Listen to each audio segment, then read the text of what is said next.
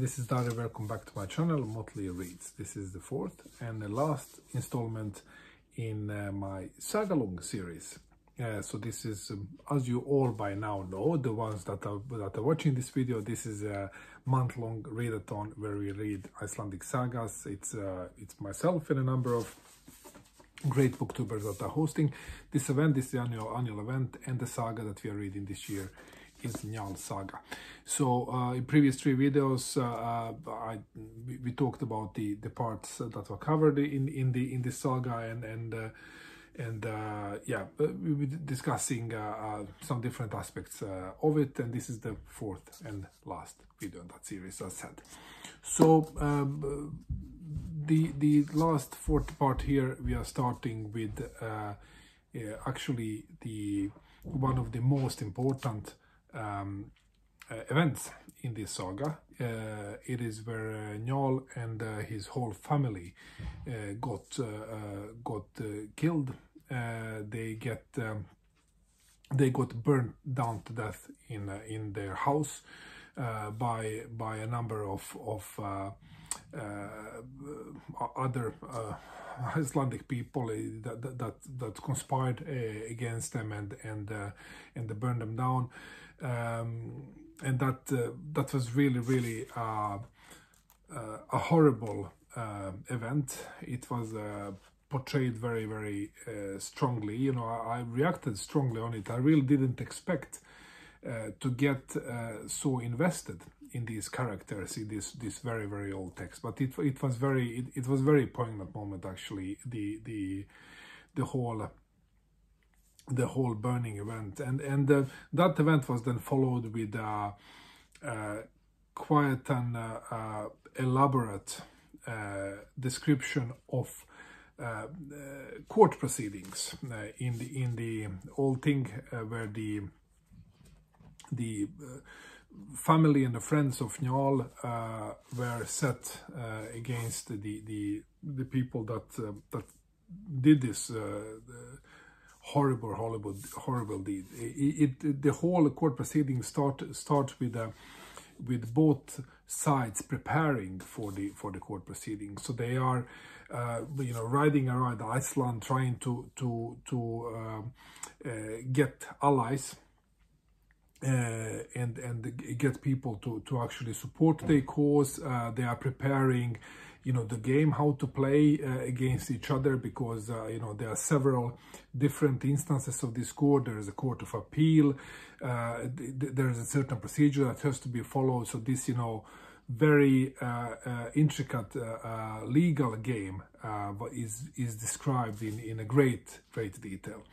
When the court proceedings start, the family of Njal actually loses through not playing the game as skillfully as the other side did, and through basically falling on some formal rules that actually turned the whole case against them. The whole case turned against the victim side, basically. They decided not to take any of it, and then the bloody feud then continues with a higher intensity than ever before. So here we are entering actually in a number of fighting scenes that are, again, and as I mentioned previously, almost like a Hollywood movie or in Marvel comics, very detailed described. And I was thinking about it when I was reading it today. Here in Sweden we have something that we call a radio sporten, which is basically on the state radio. They are broadcasting football games and other types of sports, and they are very detailed in describing what is happening on the court. Now he takes the ball, he runs on the right side, he passes to the next guy on the left side, he takes the ball on his chest, push forward. The other player is unhappy about this. He's yelling at him. He's describing very in detail what is happening. You're getting pictures in your head. And this is what this reminded me of. He described describing, you know, very clearly. Now this happened. He cuts off his leg. Then he moves there. Then he ducks down when somebody is throwing spear at him, and then he pulls out his sword. He cuts his head off. You know, very detailed.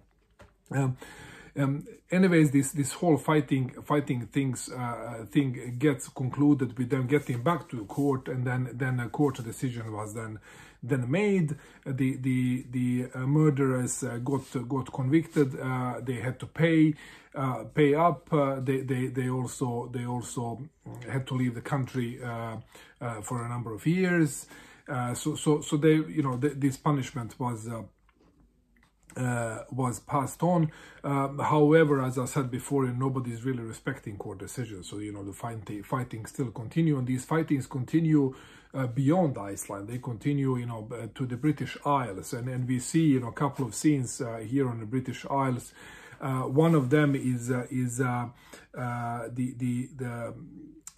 battle that was also recorded in as a historic event, a battle at Ireland, a battle of Clontarf, that played out in year 1014, where the Irish King Brian was killed. So you know, some of the protagonists of this saga then participate in that that battle, and then, you know, short after that, saga ends with everybody, you know, settling down their matters in a kind of, you know, happy end.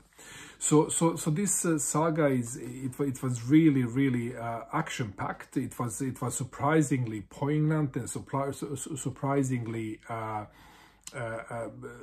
the characters really left deep marks on me as a reader. Although there are many characters, it's not less than 134 people who are actually you know, getting to speak in this book. So you need to really be careful with all the names and getting back and trying to understand who is who.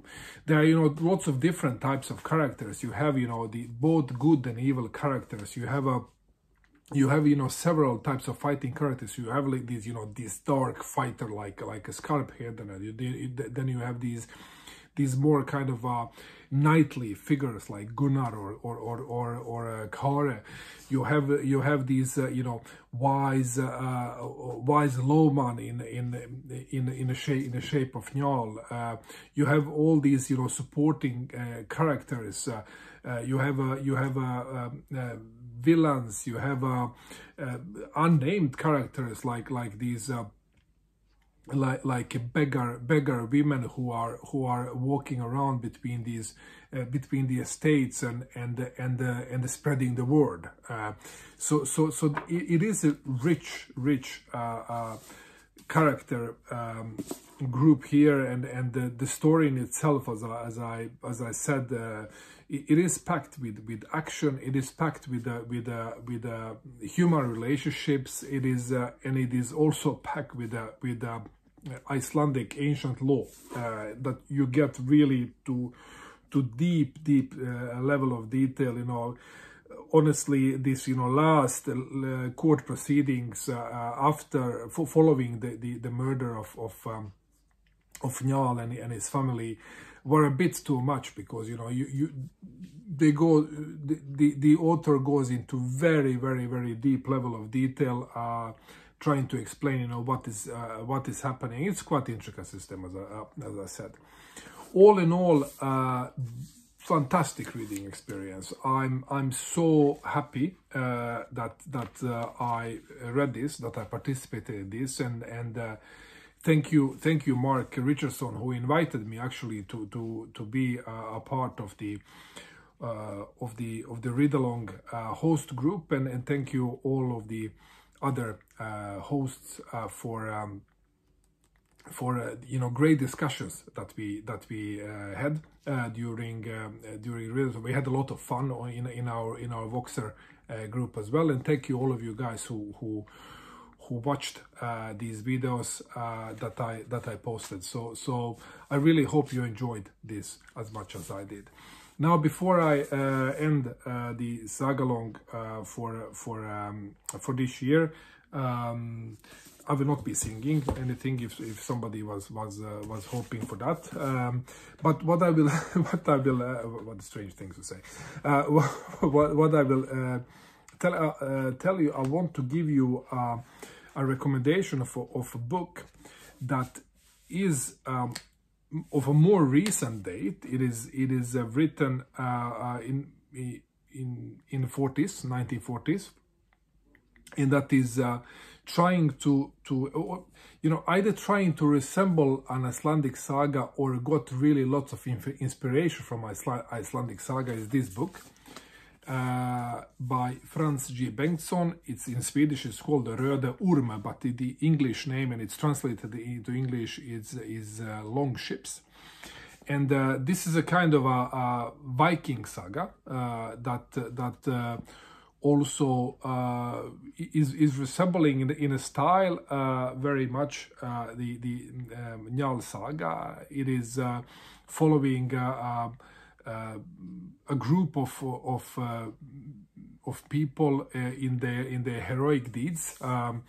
It is following. It is set in Sweden, but there are lots of scenes and lots of episodes in other places around Europe, both on the British Isles, in Spain, and down in Ukraine, Constantinople, everywhere where Viking were. Characters speaking in verse, characters, cutting each other in half. Very similar type of story, but written in modern times, and very entertaining. So Long Ships.